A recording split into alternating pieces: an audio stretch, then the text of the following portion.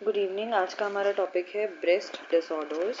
तो जो ब्रेस्ट होते हैं 2 इन नंबर, हमें पता है, ठीक है।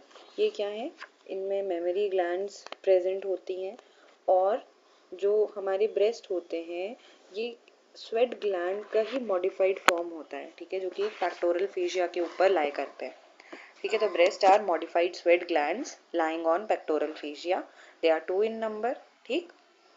अब इसमें जो ब्रेस्ट होता है उसको हम कुछ क्वाड्रेंट्स में डिवाइड करते हैं, ठीक है। तो ये पता होना ज़रूरी है।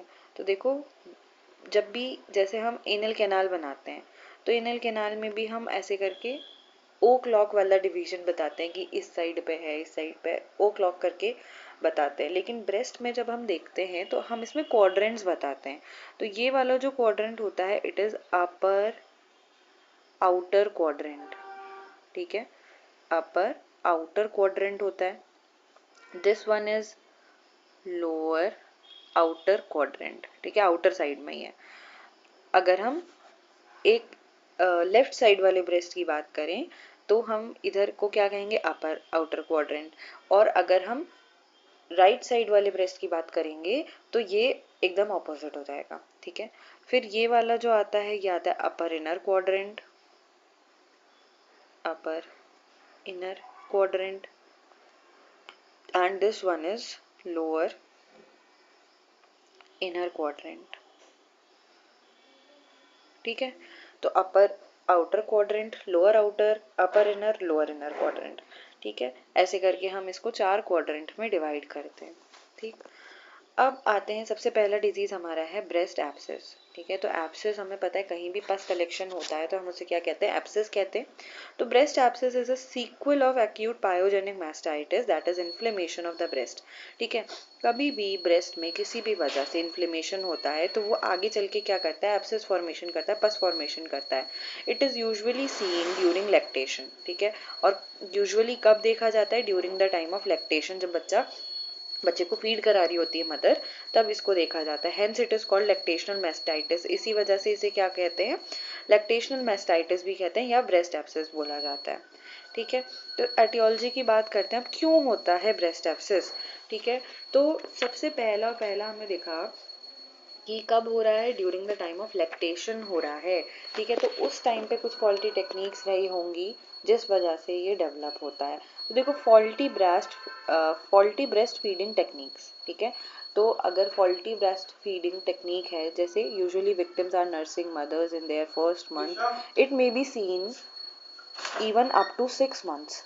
It may be seen up to 6 months after parturition when the incisor teeth of infants are developing, ठीक है। ये कब देखा जाता है, अप टू 6 मंथ्स में देखा जाता है डिलीवरी के बाद। और जब इंसीजर टीथ इन्फेंट के डेवलप हो रहे होते हैं, ठीक है, उस टाइम पे जो ब्रेस्ट फीडिंग टेक्निक्स हैं वो ढंग से नहीं प्रॉपर फॉलो हो पाई, उस वजह से ब्रेस्ट एब्सेस डेवलप होता है। नेक्स्ट आते हैं कॉजेटिव ऑर्गेनिज्म। तो इसमें कॉजेटिव ऑर्गेनिज्म देखो क्या क्या होता है, staphylococcus aureus is the main causative organism. Main organism क्या रहता है, स्टेफाइलोकोकस ऑरियस रहता है। अब ये क्या होता है, कई बार इन्फेंट के नीजोफेरिंक्स में रहता है और यहाँ से एंटर कर जाता है ब्रेस्ट में, ठीक। और कैसे एंटर करता है, इसके प्रेसिपिटेटिंग फैक्टर्स क्या क्या हो सकते हैं, कई बार निपल में क्रैक्स हैं, फिशर्स हैं, उसके थ्रू एंटर कर गया, रिट्रैक्टेड निपल है, पुअर ओरल हाइजीन है इन्फेंट का, ठीक है, ओरल कैविटी ढंग से क्लीन नहीं है, इन्फेक्टेड ओरल कैविटी है, ब्लॉकेज ऑफ वन और मोर रेक्टिफेरस डक्ट, ठीक है। अब मदर में ही ब्रेस्ट में एक या एक से ज़्यादा लेक्टिफेरस डक्ट में ब्लॉकेज है, stasis of the secretion in some part of the ducts, ठीक है। या फिर जो सिक्रीशंस आने चाहिए थे ब्रेस्ट से वहाँ पे कहीं पे स्टेसिस हो रहा है, वहाँ पे कहीं पे ब्लॉकेज क्रिएट हो रहा है, जिस वजह से वहाँ पे क्या बन रहा है, एब्सेस बन जाता है, ठीक है। और भी कॉजेज हैं जैसे कि हिमाटोमा। हिमाटोमा इन्फेक्शन में अकरन traumatic haematoma of the breast, ठीक है। कई बार ट्रॉमा की वजह से हिमाटोमा डेवलप हो जाता है जिसकी वजह से ब्रेस्ट एब्सेस हो सकता है आगे चल के।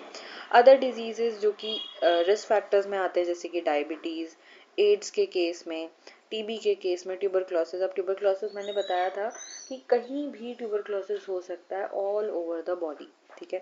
तो ट्यूबरक्लोसिस के केस में, क्रोनिक इलनेस के केस में ये देखा जा सकता है।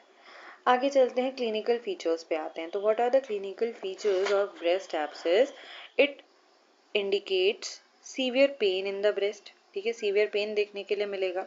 Oedematous red tense and warm breast देखने के लिए मिलता है। High grade fever with chills and rigors देखने के लिए मिलता है। अब क्योंकि कहीं भी एब्सेस है वहां पर इन्फ्लेमेटरी प्रोसेस रन करेगी, जिसकी वजह से क्या होगा, फीवर आएगा चिल्स एंड राइगर्स के साथ। In untreated cases, abscess may rupture through the skin, causing skin necrosis, ulceration and sometimes milk fistula भी बन सकता है। जब भी आप लोग फिस्टुला पढ़ोगे तो फिस्टुला की भी इनिशियल स्टेज होती है एब्सेस। तो एब्सेस का एक बहुत कॉमन कॉम्प्लिकेशन है फिस्टुला, ठीक है, फिस्टुला क्रिएट हो सकता है, ठीक है। तो ये हमने क्लिनिकल फीचर्स देखे। अब हम एग्जामिनेशन कैसे करेंगे, इन्वेस्टिगेशन कैसे करते हैं, तो इसमें करा जाता है फ्लक्चुएशन टेस्ट, ठीक है। हाइड्रोसील के केस में भी फ्लक्चुएशन टेस्ट होता है और एब्सेस में भी फ्लक्चुएशन टेस्ट किया जाता है। In deep seated abscess it is difficult to perform fluctuation test. अगर एब्सेस क्या है, डीप सीटेड है, तो ये मुश्किल हो जाता है परफॉर्म करना। बट अगर सुपरफिशियल है, ठीक है, सुपरफिशियल है, तो ये आसानी से हो सकता है। And often fluctuation is late sign, और कई बार क्या होता है, और साथ ही साथ फ्लक्चुएशन क्या एक लेट साइन है, ठीक है, देर में देखने के लिए मिलता है। ब्लड टेस्ट हम क्या क्या करा सकते हैं, ब्लड टेस्ट में हम कंप्लीट ब्लड काउंट करा सकते हैं, जिसमें हमें क्या मिलेगा, हमें इंक्रीज्ड WBC काउंट देखने के लिए मिलेगा और इंक्रीज्ड ESR, क्योंकि देखो फीवर आ रहा है, एब्सेस है, तो ESR तो रेज मिलेगा, इन्फेक्शन वाली कंडीशन है, और हमने देखा था कि स्टेफाइलोकोकस ऑरियस इसका पॉजिटिव ऑर्गेनिज्म है, तो ESR भी बड़ा मिलेगा, साथ ही साथ WBC काउंट भी बढ़ा हुआ मिलेगा, ठीक है। USG breast it is perform to know the extension of the abscess. इसके अलावा हम क्या करा सकते हैं, USG ब्रेस्ट करा सकते हैं, ठीक है, अल्ट्रासाउंड करा सकते हैं, जिससे हमें पता चलेगा कि एब्सेस कितना दूर तक एक्सटेंड करके गया है, ठीक है। तो एक्सटेंशन ऑफ ब्रेस्ट का पता लगाने के लिए हम USG कराते हैं। इसके साथ साथ हम मेमोग्राफी भी करा सकते हैं अदर कॉजेज को रूल आउट करने के लिए। नेक्स्ट आता है मैनेजमेंट। मैनेजमेंट में पहला क्योंकि पेशेंट पेन कंप्लेन करेगा, ठीक है, high grade fever chills and rigors के साथ पेन कंप्लेन करेगी, main patient severe pain in the breast, ये सबसे कॉमनेस्ट सिम्टम देखने के लिए मिलता है। इसमें हम मैनेजमेंट क्या करेंगे, प्रॉपर एंटीबायोटिक्स एंड एनाल्जेसिक्स, क्योंकि पेन को ट्रीट करना सबसे पहला जो हमारे पास क्लिनिकल फीचर है या फिर जो सिम्टम है, जो चीफ कंप्लेन है, उसको ट्रीट करने के लिए हम पहले एनाल्जेसिक्स देंगे और एंटीबायोटिक्स चलाएंगे, ठीक है। Support of breast and local heat help to relieve pain. इसके अलावा हम क्या कर सकते हैं, ब्रेस्ट को सपोर्ट देना है, लोकल हीट अप्लाई करनी है, जिससे कि पेन रिलीफ होगा। इसके अलावा हम अगर पस वहाँ पर प्रेजेंट है तो नीडल एस्पायरेशन करा सकते हैं। Repeat aspiration under antibiotic cover if necessary using ultrasound for localisation, ठीक है, बी परफॉर्म्ड। USG अल्ट्रासाउंड के अंदर, मतलब अल्ट्रासाउंड करा के हम क्या करा सकते हैं, नीडल एस्पायरेशन करा सकते हैं।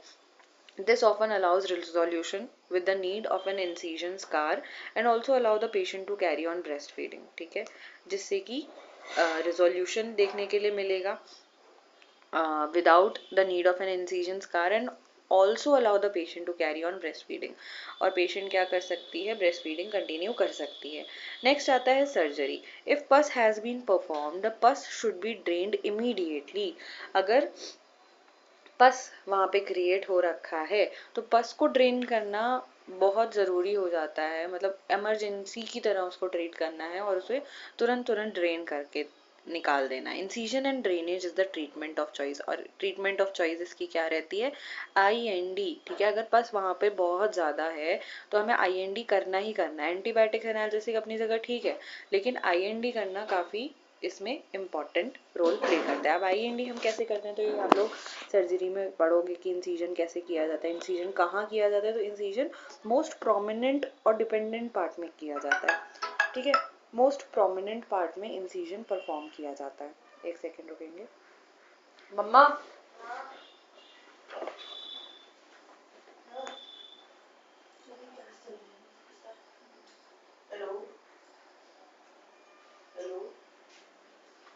हाँ, तो हम पढ़ रहे थे कि इंसिजन एंड ड्रेनेज इसका करा जाता है, और इंसिजन एंड ड्रेनेज हम कैसे करते हैं, तो मोस्ट प्रोमिनेंट पार्ट में इंसिजन और ड्रेनेज किया जाता है।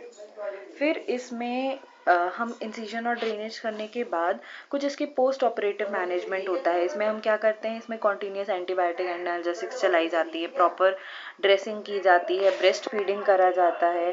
ठीक है, ब्रेस्ट फीडिंग हम कंटिन्यू रखते हैं।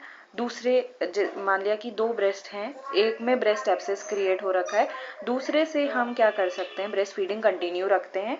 और अगर ब्रेस्ट एब्सेस में पस एक्यूमुलेटेड है तो हम उस वाले से ब्रेस्ट फीड नहीं कराते हैं, उससे हम क्या कराते हैं, जब तक पस निकलता नहीं तब तक हम उस ब्रेस्ट से फीड नहीं कराते हैं, हम ऑपोजिट ब्रेस्ट से फीड कराते हैं।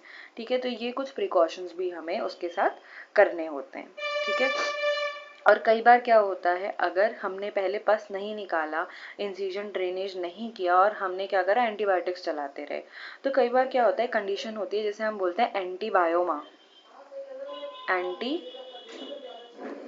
बायोमा क्रिएट हो जाता है। ठीक है, ये क्या होता है, एडिमेटस स्वेलिंग हो जाती है और इसको कई हफ्ते लग जाते हैं रिजॉल्व होने में। तो एंटीबायोमा, ये पूछा जा सकता है व्हाट इज एंटीबायोमा, या एंटीबायोमा किसका कॉम्प्लिकेशन है, तो ब्रेस्ट एब्सेस का कॉम्प्लिकेशन होता है एंटीबायोमा। ठीक है, तो ये हमारा ब्रेस्ट एब्सेस खत्म होता है। ट्यूमर्स ऑफ ब्रेस्ट हम नेक्स्ट लेक्चर में देखेंगे। Thank you.